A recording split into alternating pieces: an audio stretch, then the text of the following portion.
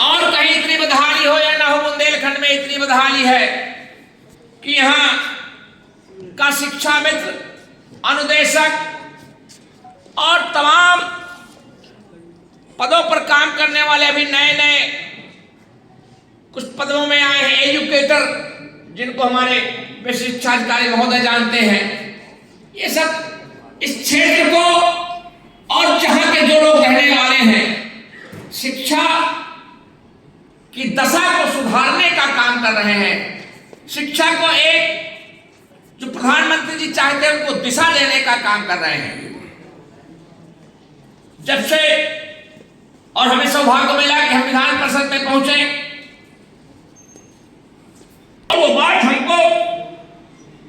समझ में इसलिए आई, हम डिग्री कॉलेज में रहते हुए प्राध्यापक रहे, प्रधानाचार्य रहे और भरपूर तनख्वाह मिलती रही। हम लोग भी पढ़ाने का काम करते रहे। लेकिन जब मुझे पता चला कि आप 2013 से नियुक्त किए गए 9,000 रुपए पा रहे हैं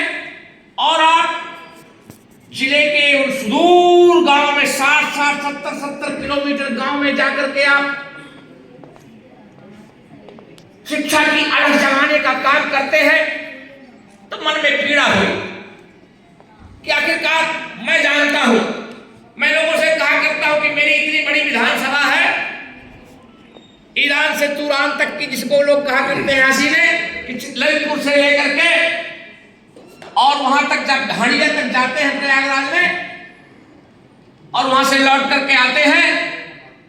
तो 11-11,500 का डीजल फूक जाता है। और वही हालत आपकी जब मैं देखता हूं कि यहां से 60 किलोमीटर मऊ रानीपुर और मऊ रानीपुर के गांव में 70 किलोमीटर जब आप जाते हैं, इतना पेट्रोल फूकते हैं, क्या बचता है आप लोगों को? एक तरफ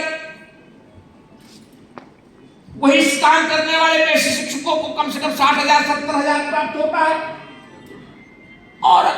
एक तरफ वही काम करने वाले आप लोगों को, शिक्षा मित्रों को 8,000-9,000 मिलता है। ये बात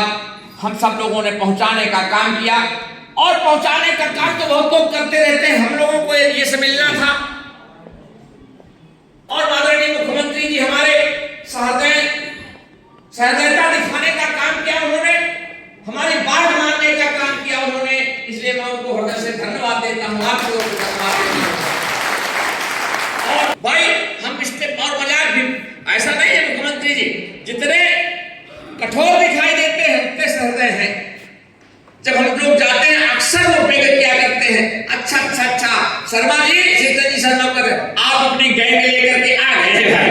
मतलब मजाक क्या करते हैं, आप एक शिक्षकों की गैंग लेकर के आ गए। तो हमारे बड़े भाई हमारे इस प्रदेश के संयोजक, पहली बार शिक्षक प्रकोष्ठ में क्षेत्रीय संयोजक बनाने का काम किया और टिकट दिलवाने का काम किया।